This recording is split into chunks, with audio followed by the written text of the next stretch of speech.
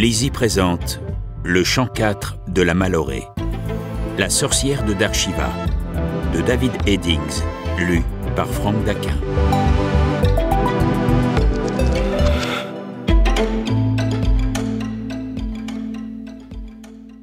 Bienvenue dans notre monde, à Oscar William Patrick Johnson Smith. Avec notre affection, Dave et Les. Prologue. Où l'on trouvera une brève histoire de l'Empire du Levant, d'après les empereurs de Melsénie et de Malorée, édition de l'Université de Melsénie. Les origines de la Melsénie se perdent dans la nuit des temps. D'après certaines légendes, les ancêtres des Melsènes seraient venus dans des embarcations rudimentaires depuis l'autre côté du vaste océan qui s'étendait à l'est de la Malorée. Selon d'autres, ils descendraient de l'étrange culture établie en Dalassie. Quoi qu'il en soit, la civilisation melsène est indéniablement la plus ancienne du monde. Les Melsènes ont toujours été un peuple de marins. On situe leur berceau originel dans le chapelet d'îles qui borde la côte orientale du continent maloréen.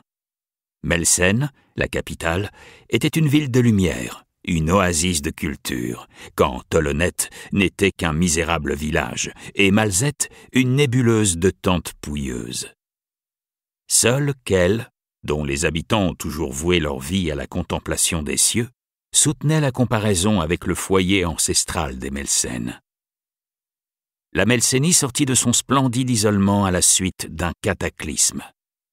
Il y a 5000 ans environ, se produisit, loin à l'ouest, une catastrophe naturelle que les Angaraques et les Aloriens attribuent à une controverse divine.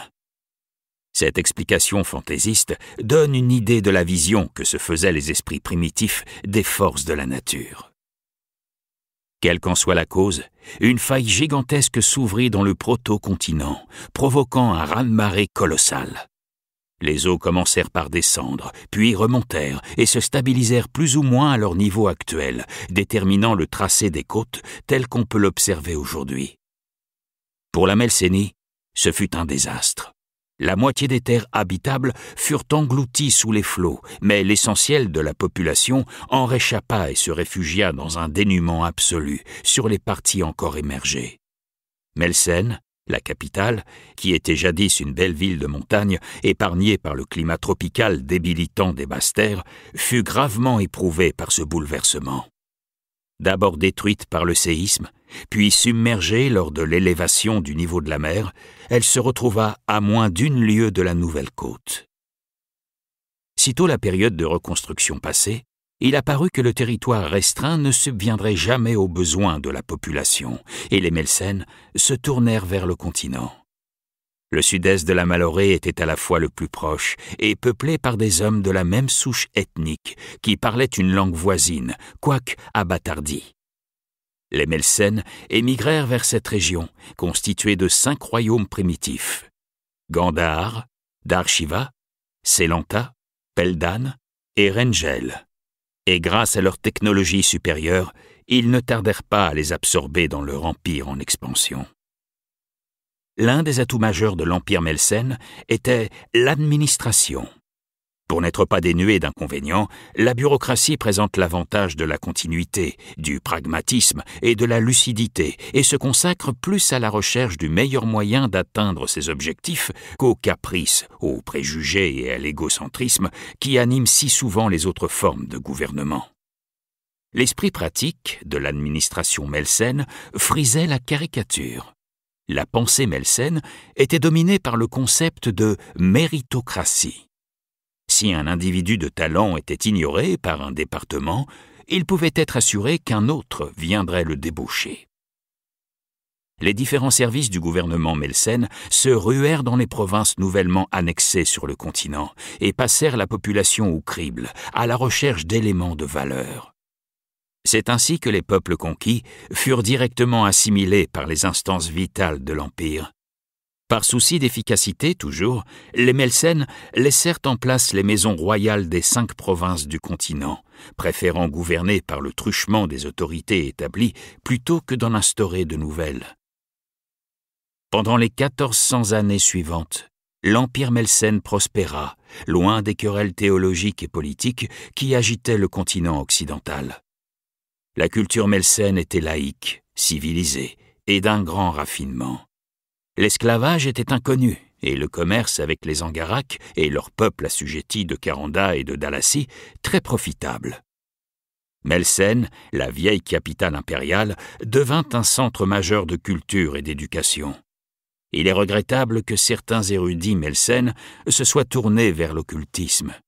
Ils s'intéressaient surtout à l'alchimie, mais se livraient aussi à des recherches approfondies sur la sorcellerie et la nécromancie.